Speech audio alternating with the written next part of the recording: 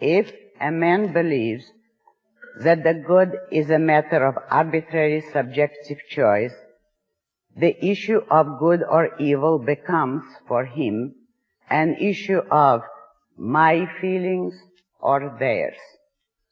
No bridge, understanding, or communication is possible to him.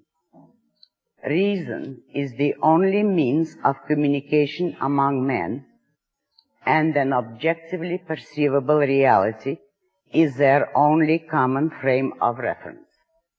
When these are invalidated, that is, held to be irrelevant in the field of morality, force becomes man's only way of dealing with one another. If the subjectivist wants to pursue some social ideal of his own, he feels morally entitled to force men, quote, for their own good, unquote, since he feels that he is right and that there is nothing to oppose him but their misguided feelings. Thus, in practice, the proponents of the intrinsic and the subjectivist schools meet and blend. It is doubtful whether anyone can hold either of these theories as an actual, if mistaken, conviction. But both serve as a rationalization of power lust and of rule by brute force, unleashing the potential dictator and disarming his victims. The objective theory of values is the only moral theory incompatible with rule by force. Capitalism is the only system based implicitly on an objective theory of values, and the historic tragedy is that this has never been made explicit. If one knows that the good is objective, that is, determined by the nature of reality, but to be discovered by man's mind, one knows that an attempt to achieve the good by physical force is a monstrous contradiction in terms, which negates morality at its root by destroying man's capacity to recognize the good, that is, his capacity to value. Force invalidates and paralyzes a man's judgment, demanding that he act against it, thus rendering him morally impotent. A value which one is forced to accept at the price of surrendering one's mind is not a value to anyone. The forcibly mindless can neither judge nor choose nor value. An attempt to achieve the good by force is like an attempt to provide a man with a picture gallery at the price of cutting out his eyes.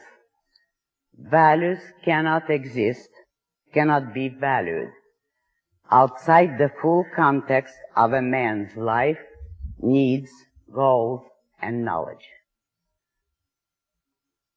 The objective view of values permeates the entire structure of a capitalist society.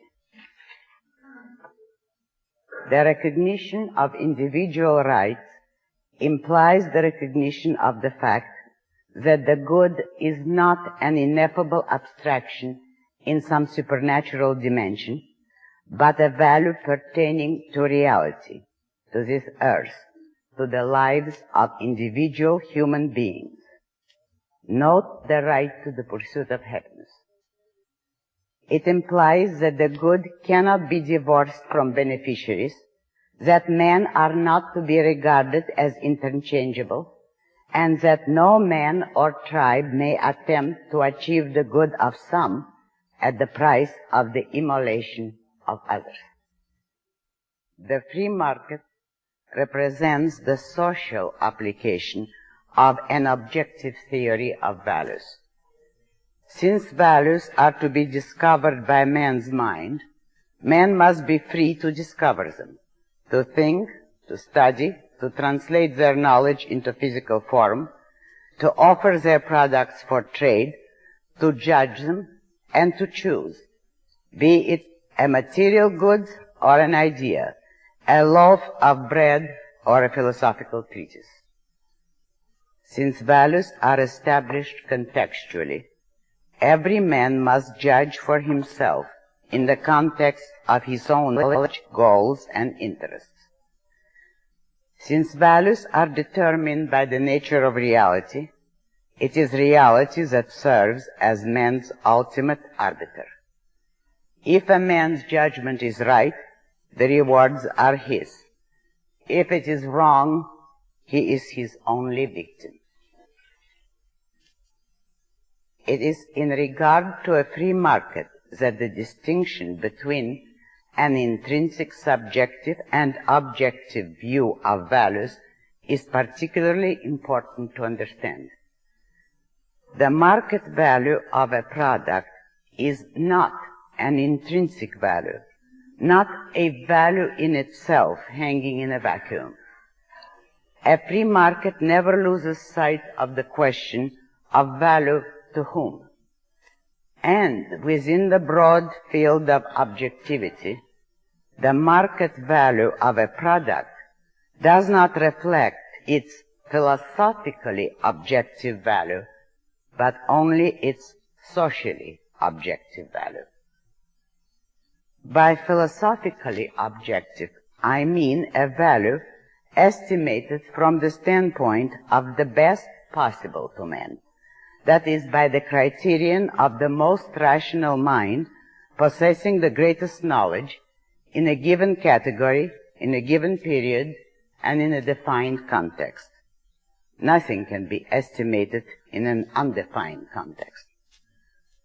For instance, it can be rationally proved that the airplane is objectively of immeasurably greater value to man at his best, than the bicycle, and that the works of Victor Hugo are objectively of immeasurably greater value than True Confession magazines.